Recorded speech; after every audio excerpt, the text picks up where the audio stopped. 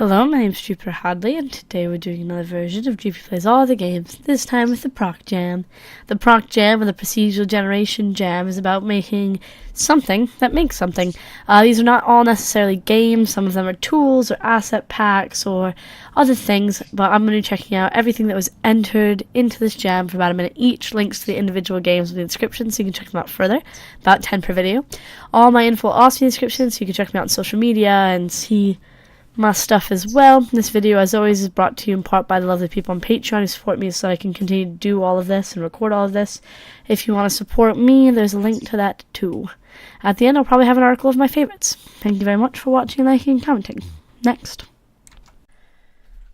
We're checking out Procedural Game Idea Generator. I have a game idea, an energetic Metroidvania game where music is procedurally generated using what's currently trending on Twitter as a seed. It explores the idea of cow that is in love with a color. So the idea is it gives you a game idea that includes an aspect of procedural generation. So if you're looking for a game to enter in, I don't know, the next ProcJam, here you go. An adult-themed procedural shoots and ladders clone where the color palette and the rules of the game are procedurally generated. It's all about minimalist melon. A lighthearted action RPG game where the paces of the game and the position of traps are procedurally generated. The main theme is evil tracksuits. So that's like a full game right there. You can make a whole game about that. An adult-themed tactical RPG game where the story is procedurally generated using its external public API. It's all about running out of soldiers. These are pretty neat ideas. A thought-provoking procedural Harvest Moon-like where textures are generated using a constraint solver. It's all about growing pumpkins. And those match as well quite nicely. Next. We're checking out how generative music works, a perspective. This presentation is about making music by designing systems that make music. Oh, I'm liking this thing that they used to present this. System. A set of things working together as parts of a mechanism or an interconnecting network or complex whole. A set of principles or procedures according to which something is done, an organized scheme or method. Alright, so we're using the first part, a set of things working together as part of a mechanism. From his 1965 composition, It's Gonna Rain, Steve Reich designed a generative mechanical system. It was a system of 2 tape recorders. Reich made field recordings of speech on tape. If you use speech, which is, I found a whole lot more interested in using electronically generated sound, which was the other possibility in those days. You get the meaning of the words, and then you get the speech melody. Dum-ba-ba-da, dum-ba-ba-da, it's going to rain. Okay, this is quite interesting. He made 2 short, identical loops from his recording, one for each tape recorder. So I guess if you're interested in how generative music works, you should check out this little, I don't know, what is this called? Presentation. Yeah, a little presentation. It goes in depth of the beginnings of it. Next. We're checking out the ProcJam Map Generator. Make the map. Oh, we get to watch it make the map. Something oddly satisfying about watching stuff make things. Those are how all the rooms connect. So, we can pick, like, how many hallways attach each room. Let's put, I don't know, 4. But make the map. Let's make it a little bit less dense, okay? So everything's a bit more spread out. Lots of long hallways. Cool. And now let's make it only 1 hallway, okay, but very dense. So there's 1 way to get through this whole game. Oh, this could be like a screensaver. It's pretty cool watching it sort of run between each room, because it's going to need to connect all the rooms, so like, yeah, it's going to take a while to sort of feed it through. It definitely isn't connecting them in a way that I would connect them, but that makes it even more interesting. It's kind of missing groupings and then going back in. Next. We're checking out crafting patterns. It's currently a generator for yard craft patterns. The generator uses 3 colors and provides the user with a hex number for the colors and a link to input those to get real-world color names. The patterns can be saved into a folder on your machine for later use by clicking anywhere in the display window. Now, it's a .pde, and I don't know what that means, so I can't get it to run. But here's some examples. So it's like this pattern. That one's quite cool with those colors, black and white. This one. Ooh, lots of different colors there. Lots of different colors there as well. So yeah, if you don't know what to make with your yarn, you can, have it procedurally generated. And then you can then, I don't know, check it out, make it. Who knows? They have a lot of pictures attached to this.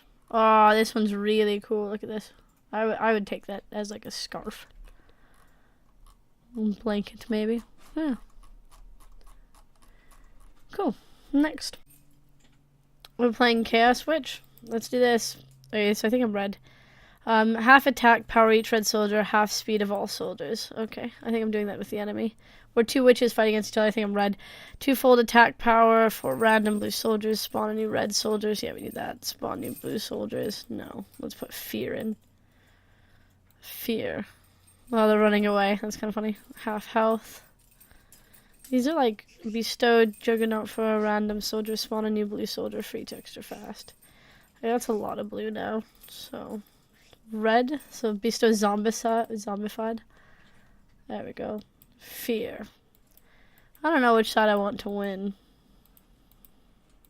But, you get a lot of points. 18. And then you can spend them. I can just click really fast. Just spend them on a lot of these. Oh, I didn't have enough anymore. They go surprisingly fast. Look at all the scared blue soldiers. It's pretty interesting. Bestow fear in each red soldier. Bye. Half attack power for the strongest soldier 200 times. Okay. Got some weird stuff happening. Next. We're checking out Story of the Dungeon. It's a dungeon crawler card game generator. So it'll generate our cards, and then we download a generated PDF once it's done, and that'll take a few moments. Oh. So we got our cards downloaded and generated. I feel like I should tell you more about... Bam! We'll put this over here. More about what this game is. Story of the Dungeon is a printable tabletop dungeon crawler with puzzles, monsters, text, and loot, a card game generator. So its rules, there's a 1 to 4 player mode and a 1v1 mode. There's some different stuff happening. Yeah, so it's like got quite a bit of stuff down here. It's not finished talking about some of the stuff though. That's alright. We'll take a look at what it made for us. So these are the cards. Room 5, you open the door and the reek of garbage assaults your nose. This chamber is clearly a prison. Small barreled cells line the wall, leaving a foot-wide path for the guard to walk. Room 16. You poke your head through the break in the wall and look upon the room of titanic size. A dozen statues stand or kneel in the room, and each one lacks a head and stands in a posture of action or defense. You find the circle gem on the floor. Alright, so we've got quite a few. We've got some stuff items. We've got quite a few rooms. And then we've got, like, characters. Ooh, room 3. This room is shattered. When looking into this chamber, you're confronted by 1,000 reflections of yourself looking back. Mirror walls set at different angles to fill the room. So we've got some different characters. Elven Bard. Elven Ranger. We've got some potions, some scrolls. Well, that's cool that this whole, like, all of these cards are unique to me. These are mine. And they're made for my game. And if you're looking for an absolutely unique game, this is one. It's a pretty cool idea as well. Next. We're playing Ocean Oddities. Ocean Oddities. I'm going to type a word to be a seed. E to pick up treasure. Got it. Okay. So if you want to play on that world, the seed is just Jupiter_Hadley. I'm going to turn around and go this way. The ocean's very pretty. So we want to find treasure. I mean, this looks like an island. Can we go on the island? Oh, the island's got a lot of treasure. I'm gonna cough though, unfortunately. Sorry, I'm still getting over this chest infection. Old pillow, cold apple. So far these are not good. When you're on an island, the mouse doesn't move anything anymore. Sharpened clock, wet dagger, worn tomato. I hate it when my tomatoes are worn. Fuzzy typewriter. These are some funny things. Hazardous armor. Sharpened trumpet. Worn orange. Ugly chamble. Stupid stuff. Aw. Right, can you jump up? Yeah, there you go. Dangerous spellbook. Stupid chamble. Ancient rock. Brittle book. Huh. Next. we're playing BALLSY. So we can kind of rotate around, and then we can hit 1 to generate a new one, and 2 to generate a new one frame by frame. And it's just these little patterns. They almost remind me of like bubbles, the way that they're attached to each other. But like rainbow bubbles. Look at this one. This one's beautiful. This one's really beautiful. I think it's 4 to take a screenshot. Oh, 4 did that. Maybe it's 5 to take a screenshot. I want less of them. They seem to be kind of freaking out, but that's really cool. Watching them sort of build up. What if we get 4 again? Yeah, let's go back to having just 1 or 2 and watch them build frame by frame. It's really neat. And very colourful. Next. We're checking out LiSE. I'm going to read you what LiSE is, because that's the best way to do this.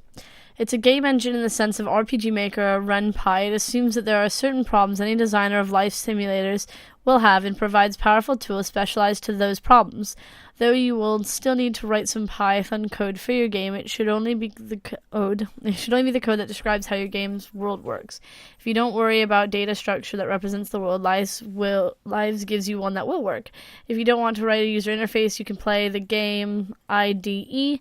And then again, if your game is similar enough to the one that's been freely released, you can import rules from that one and not write the code yourself after all. It's pronounced LiSE. The screenshot of ELIDE, the graphical development tool. Okay, so this is the thing. So this is an engine that someone made. What? I don't really know how to code, but you know. Wow, okay. Someone made an engine, and it's got a really cool looking map in it. I don't know how to code anything, but that's pretty dang impressive.